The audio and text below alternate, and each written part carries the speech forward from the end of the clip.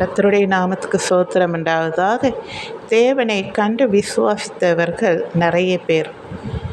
இப்படி கண்டும் விசுவாசியாதவர்களை என்னன்னு சொல்வது?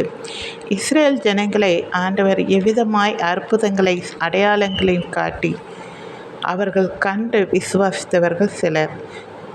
கண்டும் விசுவாசியாதவர்கள் முறுமுறுத்துக்கிட்டே இருந்தவர்கள் நிறைய பேர். ஆண்டவருக்கு எவ்வளோ கஷ்டமாக இருந்திருக்கும் இல்லையா? அவர்களை எப்படியெல்லாம் ஆண்டவர் வழி நடத்தினார், எவ்வளோ ஆபத்திலிருந்து காத்து கொண்டார் இல்லையா? ஆனால் அதிலேயும் ஐவிசுவாசமாக இருந்தவர்கள் நிறைய பேர் இருந்திருக்காங்க. நாம் தேவனை காணாமல் அவருடைய வார்த்தையை மட்டும் நம்முடன் சொன்னதை கேள்விப்பட்டு விசுவாசிக்கிறோம்.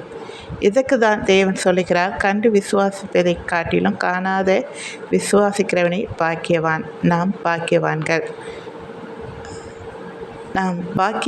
சகோதர சகோதரிகளை. பறவையை காட்டிலும் நாம் விசேஷமாய் படைக்கப்பட்டு இருக்கிறோம். கொஞ்சம் யோசித்து பாருங்கள், நாம் அவருடைய சாயலில் படைக்கப்பட்டு இருக்கிறோம். எத்தனை பெரிய பாக்கியம்! அதனால்தான் நாம் விசேஷமானவர்கள்.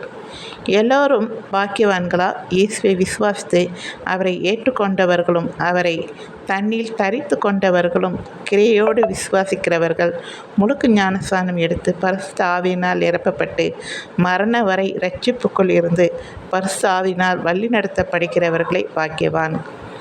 முக்கியமாய் நாம் எதனால் விசேஷித்தவர்கள் என்றால், தேவன் நம்மோடு கூட இருப்பதனால் விசேஷமானவர்கள். சரிங்களா? பிடிச்சிருந்தால் லைக் பண்ணுங்கள், மற்றவங்களுக்கும் ஷேர் பண்ணுங்கள். தேங்க்யூ.